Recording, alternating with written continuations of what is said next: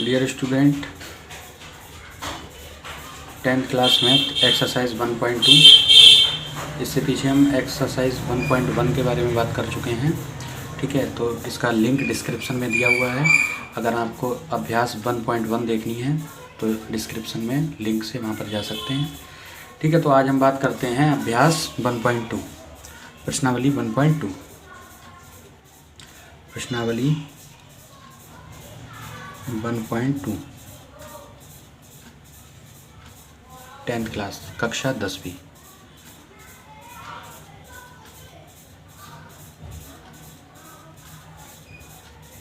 ठीक है स्टूडेंट्स, तो हम इसके बारे में देखते हैं। सबसे पहले इसका जो अभ्यास किस संकल्पना पर आधारित है उसके बारे में बात करेंगे, फिर हम इसके प्रश्न शुरू करते हैं। तो सबसे पहले ये समझिए कि HCF और LCM क्या होता है। ठीक है, HCF क्या होता है। ठीक है, गुणनखंड हम किसी संख्या जो दी हुई होगी हमें, उसके हम गुणनखंड करेंगे। फिर उसके बाद दो संख्याएं या कम से कम दो संख्याओं का HCF पूछा जाएगा। ठीक है, अधिकतर कितनी भी संख्याओं का पूछा जा सकता है। तो यहाँ पर जो संख्याएं हमें दी होंगी, सबसे पहले हम उनके गुणनखंड करेंगे। फिर उन गुणनखंड में क्या परीक्षण करेंगे, हम क्या देखेंगे। तो हम देखेंगे HCF के लिए संख्याओं में इसको लिख लें और समझ लें, याद कर लें इसको। संख्याओं में प्रत्येक उभयनिष्ठ अभाज्य गुणनखंड, संख्याओं में प्रत्येक उभयनिष्ठ अभाज्य गुणनखंड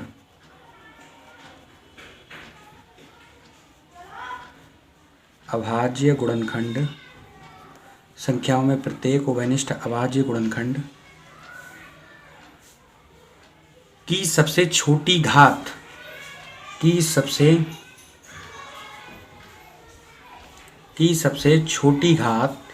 ये हम आपको प्रश्न जब करवाएंगे तब आपको खूब अच्छे से समझ में आएगा। अभी इसको समझ लें बस। सबसे छोटी घात का गुणनफल, सबसे छोटी घात का गुणनफल HCF होता है।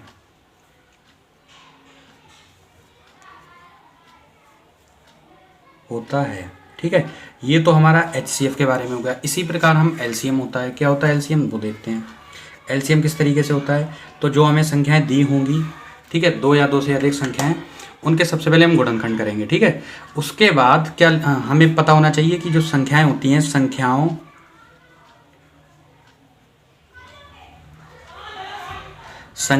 में संबद्ध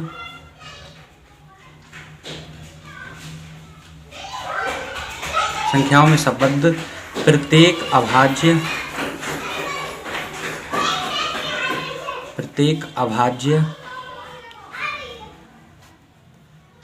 गुणनखंड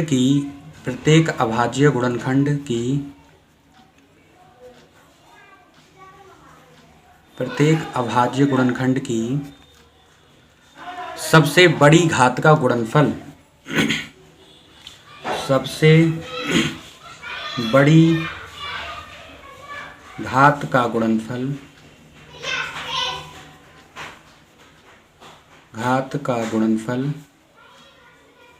LCM होता है। बस ये दिमाग में रखें और इसको कॉपी पे नोट कर लें, LCM होता है। ठीक है, इन दो के आधार पे हमारी पूरी अभ्यास समाप्त हो जाएगी। होता है। ठीक है, तो इनको अच्छे से समझ लें। अब हम समझते हैं कि अभी जो बच्चे नहीं जानते हैं वो ये देख लें कि किसी संख्या के गुणनखंड कैसे किए जाते हैं। जैसे हमें कोई भी संख्या ले लो, जैसे हमें अगर 72 या 72 संख्या दी है, 72 कोई एक संख्या है, इसके गुणनखंड कैसे किए जाएंगे। तो सबसे पहले हम एक ऐसी लाइन खींचते हैं, फिर एक ऐसी लाइन खींचते हैं। ठीक है, फिर इसके बाद हम सबसे छोटी संख्या देखते हैं जिससे ये कट जाए पूरी। तो 72 हमारी सबसे पहले 2 से कट रही है, तो 2 से काटो इसको, 2 तियां 6, यहाँ से 1 बचेगा वो यहाँ लग जाएगा, तो 12 हो जाएगा। ये कितना हो जाएगा, 2 छंग 12। ठीक है, इसके बाद और अब फिर देखो इसको, ये किससे कट जाएगी, तो ये फिर 2 से पूरी कट रही है। 2 एकम 2, 1 बचा यहाँ, 16 हो गए, 2 अट्ठे 16। फिर ये देखो किससे कट रही है, तो ये फिर 2 से कट रही है, 2 नेम 18। फिर ये देखो किससे कट रही है, तो ये अब 2 से नहीं कट रही है। अब ये किससे, 3 के भाड़े में पूरी आती, तो 3 तियां 9 हो गया यहाँ पर। इसी प्रकार ये भी 3 से। तो हम जब तक करते हैं जब तक कि 1 ना आ जाए। तो ये 72 के गुणनखंड हमारे क्या हुए, हम किस प्रकार लिखेंगे, 72 के जो गुणनखंड हुए हम इसको लिखेंगे 72 बराबर, मतलब 72 किन संख्याओं की गुणा करी जाए तो 72 आ जाएगा। तो 2 गुणा 2 गुणा 2, 3 बार 2 हैं, 2 गुणा 2 गुणा 2 और गुणा 3 गुणा 3। ठीक है स्टूडेंट्स, तो ये इसके अभाज्य गुणनखंड हो गए। इनको घात के रूप में भी लिख देते हैं हम। ठीक है, तो ये हमें आसानी से उपलब्धता हो जाती है। जैसे कि देखो यहाँ पर 2 की घात 1 यहाँ है, 1 यहाँ है, 1 यहाँ है। जब एक जैसे आधार होते हैं तो ये घातें जुड़ जाती हैं। तो 2 की घात कितनी हो गई, 2 की घात 3। ठीक है स्टूडेंट्स, इसी प्रकार ये एक जैसे आधार हैं तो 1 यहाँ 1 यहाँ है, तो 3 की घात 2। तो हम इसको इसी प्रकार से भी लिख सकते हैं। ठीक है, तो अब हम आगे बढ़ते हैं, क्वेश्चन नंबर फर्स्ट देखते हैं। 10th क्लास मैथ कक्षा 10वीं क्वेश्चन नंबर फर्स्ट क्या कहता है, देखते हैं। निम्नलिखित संख्याओं को अभाज्य गुणनखंडों के गुणनफल के रूप में व्यक्त कीजिए। बिल्कुल ऐसा ही क्वेश्चन है। ठीक है स्टूडेंट्स, तो देखते हैं पहला क्वेश्चन हमारा क्या है, 140। पहले क्वेश्चन का पहला पार्ट, 140 को हमें किस में कन्वर्ट करना है, 140 को हमें अभाज्य गुणनखंडों के रूप में व्यक्त करना है। सही है, तो 140 को हमने बताया था अभी इस प्रकार लिखते हैं। ठीक है, फिर एक इस तरीके से रेखा खींचेंगे और ऐसे खींचेंगे लाइन। इसके बाद हम क्या करेंगे, इसको देखें सबसे छोटा नंबर ऐसा कौन सा है जिससे कट जाए। तो किसी के अगर अंत में 0 आ रहा हो या ऐसा नंबर आ रहा हो जो 2 से पूरा पूरा कट जाए, तो वो संख्या आसानी से 2 से पूरी पूरी कट जाती है। तो यहाँ 0 आ रहा है तो ये 2 से 2 सत्ते 14 0, फिर 0 आ रहा है फिर ये 2 से कट जाएगी, 2 3 6 और 1 बचा, यहाँ 10 हो गए, 2 पंजे 10। ठीक है, अब ये 5 आ रहा है तो इसको देखो, ये 3 के भाड़े में तो आती नहीं है तो ये 5 से कटेगी। ठीक, 5 7 35, इसी प्रकार 7 एकम 7।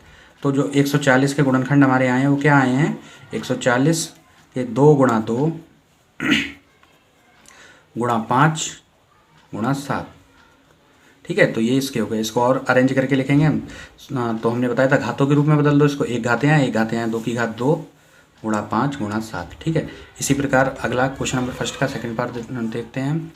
तो ये है 156, सेकंड पार्ट 156। ये क्या कहता है, सबसे पहले हमने इसको 156 को ऐसे लिखा, फिर हमने इसके गुणनखंड करे। तो सबसे 6 कट रहा है 2 से, तो ये पूरी संख्या 2 से कट जाएगी, 2 सत्ते 14, 1 बचा यहाँ से 16 हो गया, 2 अट्ठे 16। इसी प्रकार यहाँ 8 2 से कट रहे हैं तो 2 3 6, 1 लग गया यहाँ, 2 में 18। ठीक है, इसी प्रकार अब ये 2 से नहीं कट रही है संख्या लास्ट वाली, ना 0 है तो ये 2 से नहीं कटेगी। तो अब इसको 3 से काटो, 3 एकम 3, 3 3 9। 13 किसी से नहीं कटता है, 13 एक अभाज्य संख्या है, खुद से ही कटती है, तो 13 एकम 13। ठीक है, तो 156 के हमारे गुणनखंड क्या मिले हमें, 156 के गुणनखंड में मिले 2 गुणा 2 गुणा 3 गुणा 13। ठीक है स्टूडेंट्स, तो क्या होगा, 2 गुणा 2, यहाँ 1 एक घात होगी तो 2 की घात 2 हो गई और 3 गुणा 13 हो गया, तो इसके हो गए। ठीक है, क्वेश्चन नंबर फर्स्ट का थर्ड पार्ट देखते हैं क्या है। क्वेश्चन नंबर फर्स्ट का third part, question number first का थर्ड पार्ट। तो क्वेश्चन नंबर फर्स्ट का थर्ड पार्ट क्या कहता है हमारा, 38 25। तो इसके हम गुणनखंड करेंगे। तो सबसे पहले हमने 38 25 को लिखा। ठीक है, फिर इसमें देखते हैं ये सबसे छोटी संख्या किससे कट जाएगा। तो यहाँ 5 आ रहा है लास्ट में, ये 2 से नहीं कटा है तो ये 2 से तो कटेगा नहीं। 3 से चेक करते हैं इसको। 3 से चेक करने का बहुत अच्छा नियम है, अगर आप चाहो तो इसको याद कर सकते हो कि संख्याओं को जोड़ लिया करो। अगर वो 3 से जोड़ कट रहा है तो ये 3 से संख्या कट जाएगी, वरना 3 से नहीं कटेगी। 3 8 11 2 13 और 5 18। 3 8 11 2 13 5 18। तो 18 3 से कट रहा है, 3 6 18, तो ये पूरी संख्या 3 से कट जाएगी। तो 3 एकम 3, 3 दूनी 6, यहाँ से 2 बचा है, यहाँ 22 हो गए, 3 सत्तो 21, 1 बचा, 2 3 15 हो गए, 3 पंजे 15, ये पूरी कट गई। फिर इसको जोड़ लो, 1 2 3 7 10 5 15, फिर ये 3 से कट जाएगी। तो 3 चौक 12, यहाँ 7 है, 3 दूनी 6, 1 बचा है, यहाँ 15 हो गए, 3 पंजे 15। ठीक है, फिर जोड़ लो, 4 2 6 5 11। अब ये 3 से नहीं कटेगी। ठीक है, तो जिसके लास्ट में अगर 5 आ रहा हो वो 3 से नहीं कट रही हो तो वो 5 से कट जाती है। फिर 5 यहाँ कितना डालोगे, 5 8 40, यहाँ 2 बचे 25 हो गए, 5 25, फिर ये 5 से कट जाएगी। तो 5 एकम 5, यहाँ 3 बचे 35 हो गए, 5 7 35 हो गए। 17 एक अभाज्य संख्या है जो खुद से कटती है, 17 एकम 17। ठीक है, तो यहाँ पर हमारे इसके गुणनखंड क्या है, 38 25 बराबर 3 गुणा 3 गुणा 5 गुणा 5 गुणा 17। सही है, तो इसके गुणनखंडों को हम यहाँ एक घात यहाँ एक घात तो एक जैसे आधार हैं, घातें इनकी जोड़ दो, ऐसे यहाँ 5 की घात 2 हो गई, यहाँ गुणा 7, तो ये हमारा आंसर हो गया। ठीक है, क्वेश्चन नंबर फर्स्ट का फोर्थ पार्ट देखते हैं क्या कहता है। क्वेश्चन नंबर फर्स्ट का फोर्थ पार्ट है 5 फोर्थ पार्ट है 5005, 5005। ठीक है स्टूडेंट्स, तो सबसे पहले हमने इसको लिखा, 2 से तो ये कटेगा नहीं, और 3 से चेक कर लो, 5 बार 10, 3 के पहाड़े में 10 नहीं आते तो ये भी नहीं कटेगा, फिर ये सीधा 5 से ही कटेगा, तो 5 एकम 5, यहाँ 0 0 लगाया, 5 एकम 5। ठीक है, इसी प्रकार अब ये किससे कटेगा, तो इसको आगे देख 1 और 1 2, ये 1 2 से तो कटेगा नहीं। ठीक है, 1 और 1 2, 3 से भी नहीं कट रहा है, 5 से भी नहीं कटेगा ये, सही है। तो इसको हम आगे चेक करते हैं किससे कट सकता है ये। ठीक है स्टूडेंट्स, तो ये 5 से भी नहीं कटेगा क्योंकि इसके लास्ट में 5 नहीं आ रहा है, तो हम क्या करेंगे, इसको आगे बढ़ते हैं। 6 से ये कटेगा नहीं क्योंकि इसके सम संख्या नहीं है, 6 से सम संख्या कटेगी, और यहाँ 7 से इसको भाग करते हैं तो ये 7 से पूरा पूरा कट जाएगा, तो 7 एकम 7, यहाँ 10 में गया तो 3 बचे, यहाँ जो 30 हो गए, यहाँ 30 हो गए, फिर 7 का पहाड़ा 30 में पड़ा तो 7 चौक 28 हो गए, 2 बचे 21 हो गए, यहाँ 7 तियाँ 21। ठीक है, तो ये 7 से पूरा पूरा कट गया। अब ये 7 से फिर नहीं कटेगा, अब ये किससे कटेगा, तो अब ये सीधा सीधा 11 से कट जाएगा, तो 11 एकम 11, 3 बचे यहाँ से 33 हो गए, 11 तियाँ 33, 13 एक अभाज्य संख्या है जो खुद से कटती है सिर्फ, 13 एकम 13। तो ये क्या हो गया, इसके गुणनखंड 5005 के 5 गुणा 7 गुणा 11 गुणा 13। ठीक है, यहाँ पर कोई एक जैसे आधार नहीं है तो यहाँ कोई घातें नहीं जुड़ेंगी। ठीक है, तो आगे बढ़ते हैं। क्वेश्चन नंबर फर्स्ट का 5th पार्ट क्या कहता है हमारा, देखते हैं। क्वेश्चन नंबर फर्स्ट का 5वां पार्ट 74 29, 74 29। ठीक है स्टूडेंट्स, तो इसके हम गुणनखंड करते हैं 74 29। सबसे पहले हम देखेंगे ये 2 से तो कट नहीं रहा है क्योंकि इसके लास्ट में 9 आ रहा है, सही है। तो अब हम क्या करेंगे, इसको हम 3 से चेक करते हैं, 7 4 11, तो 13 और 9, 13 और 9 कितने होते हैं, 13 7 20 2 22, तो ये 3 से भी नहीं कट रहा है। फिर हम इसको आगे इसी तरीके से चेक करेंगे, 7 से चेक करेंगे, तो स्टूडेंट्स ये संख्या सीधे 17 से कटेगी। ठीक है, 17 से नीचे ये किसी छोटी संख्या से नहीं कटेगी, तो 17 से जब हम इसको काटेंगे तो 17 का पहाड़ा 74 में पड़े, 17 पंजे 85 ज़्यादा हो जाते हैं, 17 चौक 68, तो यहाँ 4 पड़े, 17 चौक 68। अब यहाँ कितने बचते हैं, 68 2 70 4 6 6 बचते हैं, 62 हो गए यहाँ, तो 62 में इसका 17 का पहाड़ा पड़ेंगे, 17 तिया 51 51। अब यहाँ कितने बचते हैं 62 में, 51 9 और 2 11, तो 17 तियाँ पड़ा यहाँ और 11 बचते हैं, 119 हो गया यहाँ, तो 17 सत्ते 119 हो जाता है। ठीक है स्टूडेंट्स, तो अब हम देखते हैं ये किससे कटेगा, सही है। तो अब ये स्टूडेंट्स अब ये किससे कटेगा देखते हैं। अब इसको हम 17 से आगे 19 से चेक करते हैं, तो 19 दूनी 38, 38 2 40, 3 5 बचते हैं, तो ये 19 से पूरा पूरा कट रहा है।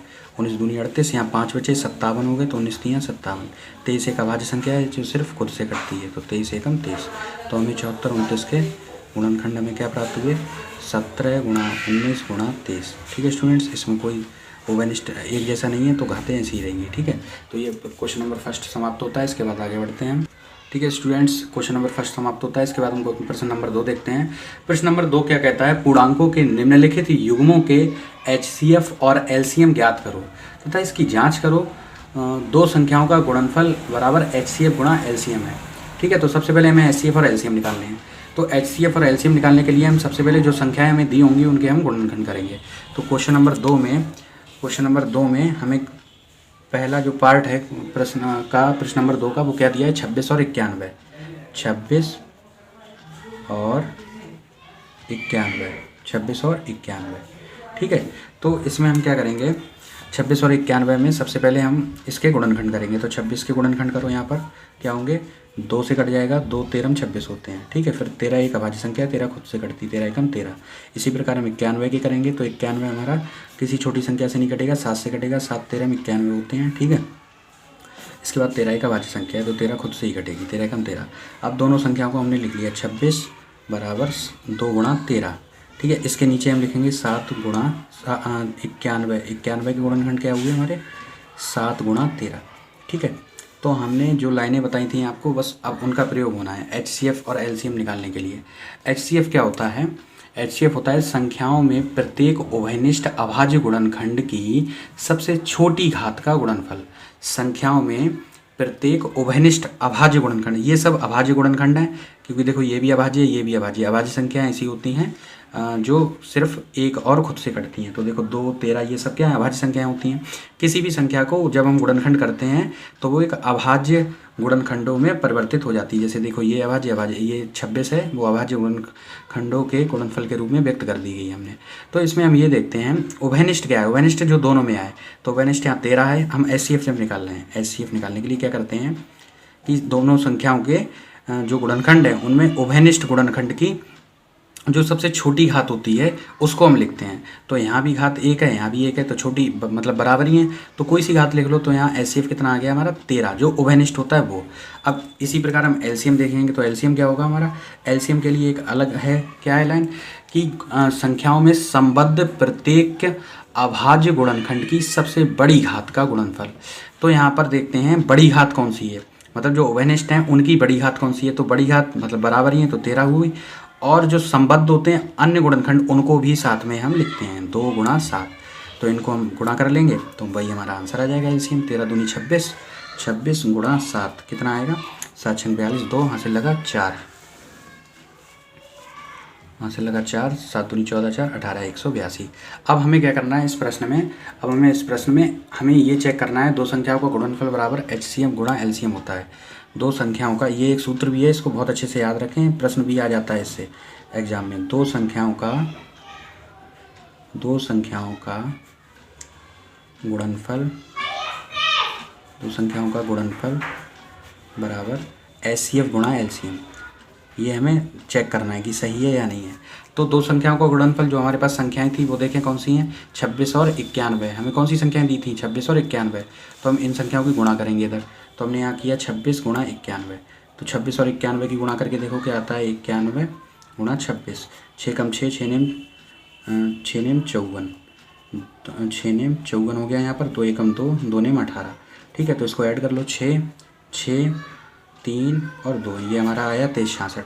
अब इस प्रकार हम इधर देखेंगे HCF गुणा LCM है, तो HCF हमारा क्या आया है, HCF हमारा आया 13 और LCM हमारा क्या है 182। इनकी गुणा करो और कैसी होनी चाहिए, बराबर होनी चाहिए, तब ये सही है वरना गलत है।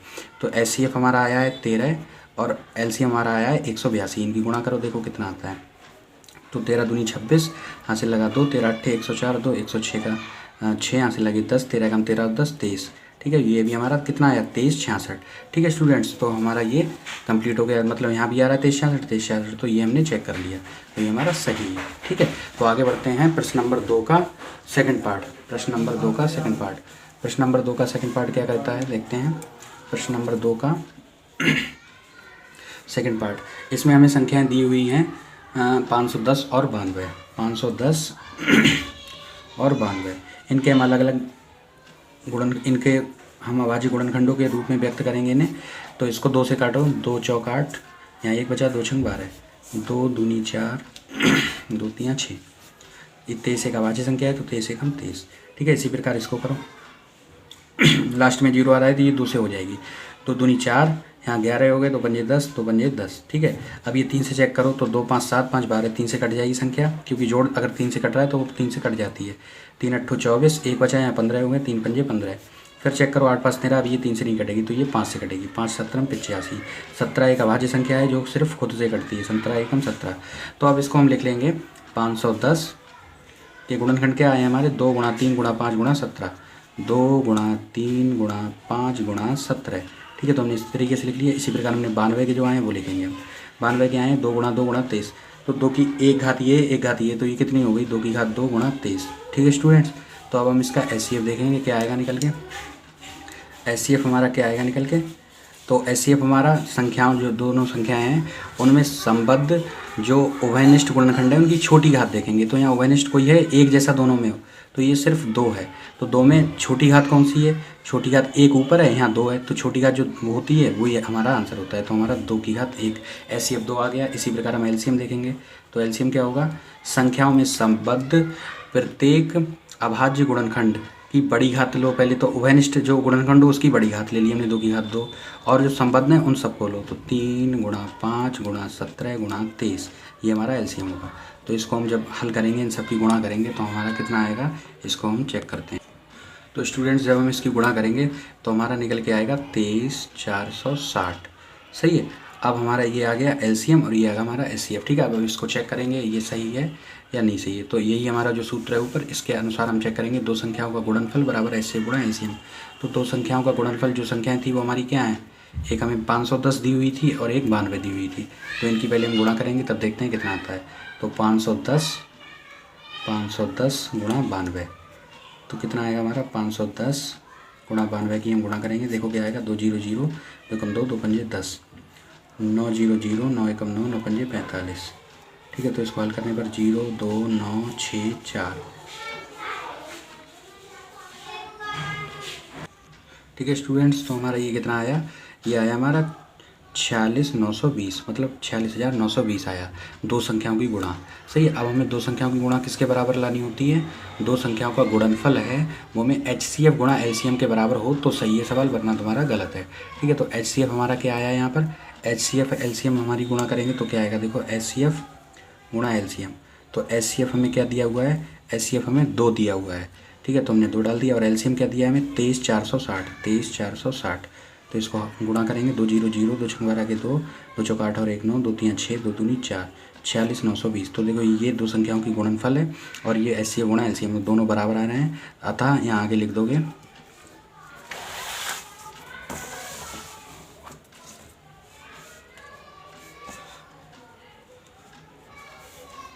अतः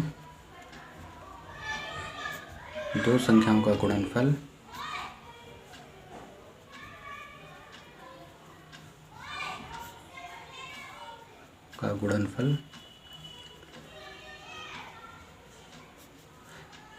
HCF गुणा LCM के बराबर है, ठीक है स्टूडेंट्स, आगे बढ़ते हैं। इसका क्वेश्चन नंबर सेकंड का थर्ड पार्ट देखते हैं। ठीक है, क्वेश्चन नंबर सेकंड का थर्ड पार्ट क्या है, 336 और 54। 336 थर्ड पार्ट प्रश्न नंबर 2 का, 336 और 54, 336 और 54, 336 और 54। ठीक है, तो इसके दोनों के हम अलग अलग गुणनखंड करेंगे, अभाज्य गुणनखंडों के रूप में परिवर्तित करेंगे। तो 336 के अभाज्य गुणनखंड क्या होंगे, 6 आ रहा है लास्ट में, तो 2 एकम 2, 2 छंग 12, 1 बचा 2 अट्ठे 16, 2 से फिर कट जाएगी, 2 अट्ठे 16, 2 चौक 8, फिर 2 से काटो 2 चौक 8, 2 दूनी 4, फिर ये 2 से कट जाएगी, 2 दूनी 4, 2 एकम 2। अब ये 2 से नहीं कटेगी, 3 से कटेगी, 3 सत्तो 21, फिर 7 एकम 7।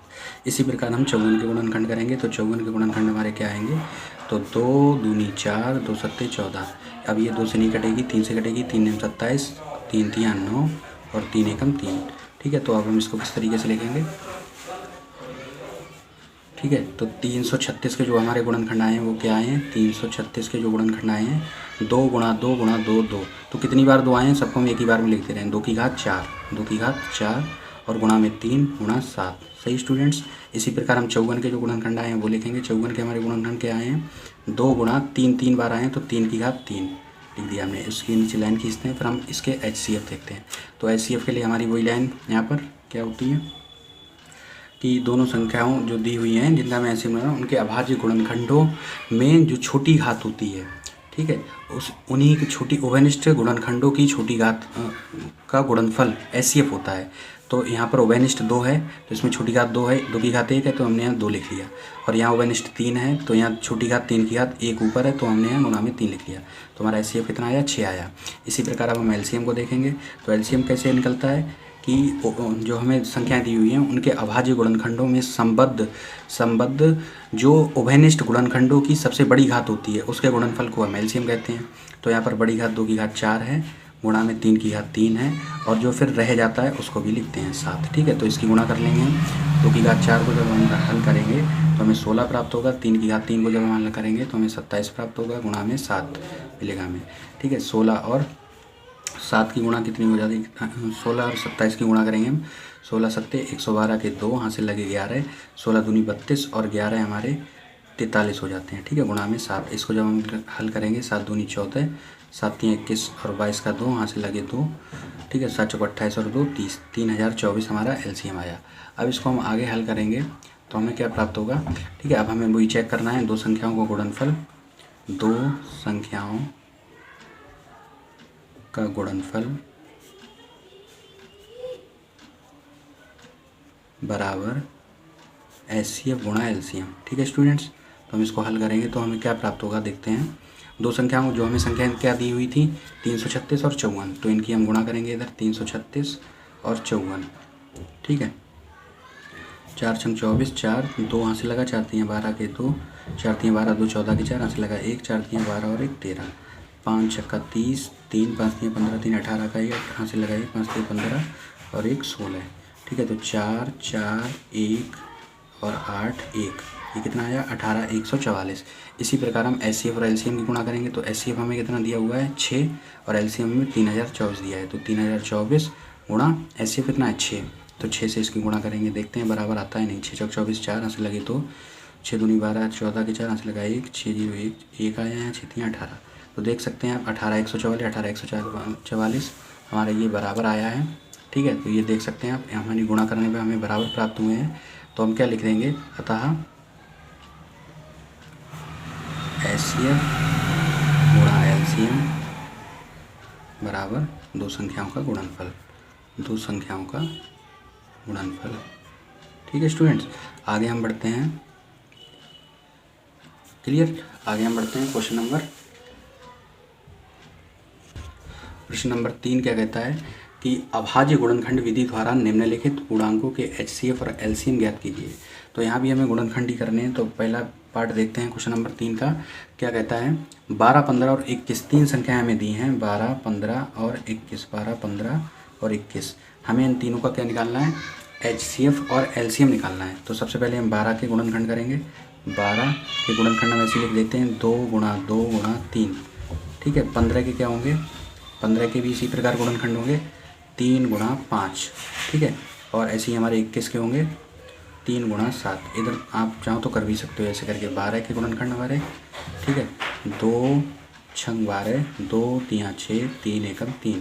ठीक है, तो 2 गुणा 3 यहाँ पर आ गया, और इसी प्रकार 15 के करेंगे हम तो क्या प्राप्त होगा, 3 पंजे 15, 5 एकम 5, तो हमें ये इसके प्राप्त हो गए।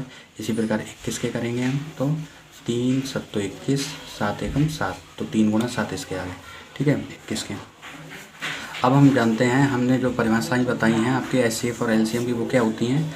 एचसीएफ निकालने के हम क्या देखते हैं कि जो संख्याओं के गुणनखंड आए हैं, अभाज्य गुणनखंड, उनमें जो सबसे छोटी घात होती है, तो यहाँ देख सकते हैं 2 की घात 2 होगी। ठीक है, क्योंकि इसको हम ऐसे लिख सकते हैं 2 की घात 2 गुणा 3। ठीक है, और इनमें किसी में घात बनेगी नहीं क्योंकि उभयनिष्ठ एक जैसे नहीं है आधार, सही। तो सबसे छोटी उभयनिष्ठ घात होती है, उन उभयनिष्ठ गुणनखंडों का गुणनफल ही एचसीएफ होता है। तो यहाँ उभयनिष्ठ देखो कौन कौन है, यहाँ 2 की घात 2 है, लेकिन यहाँ 2 है ही नहीं कहीं, तो ये उभयनिष्ठ नहीं होगा। 3 यहाँ है, 3 यहाँ है, 3 यहाँ है, तो 3 एक उभयनिष्ठ हो गया।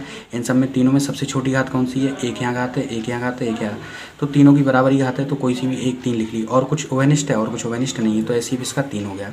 अब हम एलसीएम देखेंगे इसका, तो हमें क्या प्राप्त होगा, एलसीएम हमें क्या प्राप्त होगा देखते हैं। एलसीएम जो सबसे बड़ी घात होती है उभयनिष्ठ, तो 3 भी यहाँ उभयनिष्ठ ही है। ठीक है, तो इस प्रकार हम क्या देखते हैं कि 2 की घात 2 संबद्ध, और सब जो बचे हुए हैं वो भी सब लिखते हैं, तो 2 की घात 2 हमने वो भी लिख लिया। ठीक है, और 2 की घात 2 3 हमारा आ चुका है। 5 गुणा 7, इसको 5 गुणा 7 ये भी लिखा हमारा। तो हमें इसकी गुणा करने पर क्या प्राप्त होगा, 3 चौक 12 पंजे 60 60 सत्ते 1020, तो हमें ये प्राप्त हुआ। ठीक है, नहीं ये गलत हो गया, 3 चौक 12 पंजे 60 420।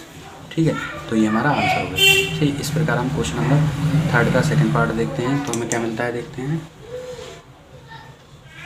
क्वेश्चन नंबर 3 का सेकंड पार्ट क्या है, 17 23 और 29, 17 23 और 29।